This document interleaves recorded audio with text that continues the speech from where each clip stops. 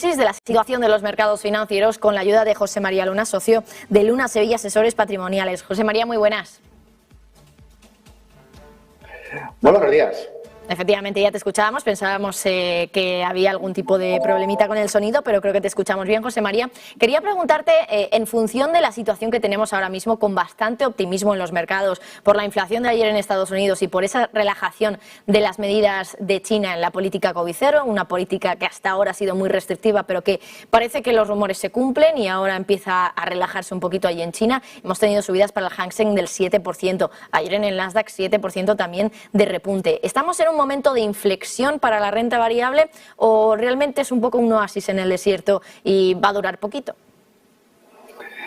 Bueno, no tengo ni idea del tiempo que va a durar el repunte en los distintos mercados financieros, ¿no? Los mercados bursátiles. Ya la bolsa europea no está siguiendo la fiesta que tuvo la renta variable norteamericana en el día de ayer. Se desinfla un poco más, sobre todo porque el entorno de tipos de interés en Europa, con un conflicto bélico y con unas presiones inflacionistas, sobre todo por la oferta, son distintas a lo que vive Estados Unidos, ¿no? Por eso hoy suben menos los índices europeos que la fiesta que teníamos ayer en la bolsa norteamericana.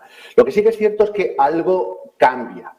Es verdad que es un único dato, de momento un único dato en el caso de Estados Unidos, pero bueno, la esperanza es que la actuación tan contundente que hasta ahora ha llevado la Reserva Federal Norteamericana y la que pueda seguir llevando a cabo, no olvidemos que no ha cambiado la política monetaria, lo único que puede cambiar quizás sea la intensidad de las subidas, que en lugar de hacerlas de un 0,75 en 0,75, pues se modere algo esa velocidad, pero todavía estamos en ese escenario que ni siquiera se valora la pausa. Pausar no significa pivotar. Entonces, es distinto a la hora del escenario que se podría dibujar. Para eso se tiene que estabilizar mucho más la inflación. La inflación ayer es muy alta, para el caso de Estados Unidos o para cualquier otra economía desarrollada, pero sí que es un dato que invita al optimismo en cuanto a que si se confirmara, sobre todo con el dato de noviembre, que la inflación norteamericana empieza a decaer, aunque sean unos datos elevados, pues bueno, evidentemente eso haría que pues se sentaran un poco las bases hacia qué activos de riesgo tener más en la cartera. Estoy totalmente de acuerdo con el anterior analista en cuanto a que las grandes oportunidades no están solo en la renta variable, sino sobre todo está en la parte de deuda y la parte sobre todo de deuda corporativa. Esto sí que es un cambio muy significativo, sobre todo porque si las compañías, más que rentables, porque ahí van a sufrir, van a ver mermar sus márgenes, sobre todo en un escenario de desaceleración de la actividad económica, en un escenario de condiciones financieras que no son precisamente laxas, porque estamos en unas condiciones financieras bastante más restrictivas que las que teníamos meses y años atrás, y eso lo van a sufrir muchas compañías, puesto que el bolsillo de cada uno de nosotros también repercute de forma muy negativa. Pero en cambio, en el caso de la deuda y la deuda corporativa, no me canso de repetir que las oportunidades o donde tenemos que fijarnos es en empresas que sean solventes, que nos paguen, que nos devuelvan el dinero que les estamos prestando y que pagan sus cupones. Y en ese sentido hay muchas empresas, sobre todo en la parte europea, que sin duda alguna ofrecen o se ofrece un entorno bastante interesante en el actual contexto, en el cual si se confirma que efectivamente se estabiliza la inflación, precisamente se piensa que los bancos centrales van a ir en esa intensificación de subida de tipos, pero va a ser con una velocidad algo más pausada. Yo creo que la parte de deuda, sobre todo la parte de deuda corporativa europea, se abre una ventana. Y la parte de renta variable invita al optimismo, es decir, el pesimismo que hay en estos momentos, los mercados por parte de los inversores, no solo los minoristas, sino institucionales, es enorme. Por opinión contraria, pues vemos lo que ocurre ayer. Con tantas posiciones cortas, a poco del mercado rebote, evidentemente a muchos les pilla con el pie cambiado. Bueno, por otra parte, José María, te quería preguntar, ahora teniendo en cuenta un poco el contexto de los mercados financieros que tenemos sobre la mesa, ¿en qué fondos de inversión recomiendas que podamos entrar ahora? Bueno, pues siguiendo un poco, nosotros lo que hemos mantenido durante mucha parte de este año ha sido grandes bolsas de liquidez en diferentes fondos de inversión. Bueno, pues acabo de hablar de oportunidades en la parte de renta fija, sí. Renta fija corporativa. Bueno, pues la parte de renta fija corporativa, si es en la parte europea, hay varias ideas que a nosotros nos gustan. Si es en la parte más de corto plazo, a nosotros nos gusta mucho un producto de la casa Credit Suisse, el duración 02.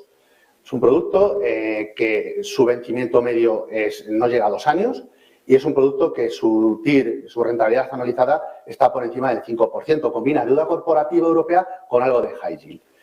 Si nos vamos a tramos más de medio plazo, con duraciones en torno a 4 años, hay varios fondos que nos gustan mucho. De la casa Morgan Stanley, el Euro Corporate Bond, de la casa Schroeder, el Euro Corporate Bond también, de esta gestora británica, o el de la casa Vontobel, de la casa suiza, el Vontobel Euro Corporate Bond Mid Yield. Este producto, además de deuda corporativa, también tiene algo de high yield, insisto, en tramos medios. Muy atentos a la deuda pública, sobre todo de 2 años norteamericana, en el radar. ¿Y por qué digo esto? Pues sobre todo digo esto porque en algún momento dado, si realmente se confirma que se empieza a moderar la inflación, va a haber una ventana muy interesante de oportunidad. No olvidemos que la curva, la pendiente de la curva norteamericana está invertida. Es decir, el tramo de 10 años, que sobre todo contabiliza más las expectativas de inflación o incluso el crecimiento económico en Estados Unidos, ayer vimos una corrección importante, pero el 2 años habla más o nos dice más de lo que es la inflación en estos momentos. Si se empieza a moderar, habría una ventana muy interesante. Radar, pues un producto, por ejemplo, de la casa Franklin Templeton y el US Low Duration. Aquí habrá que valorar si es con divisa cubierta o sin cubrir.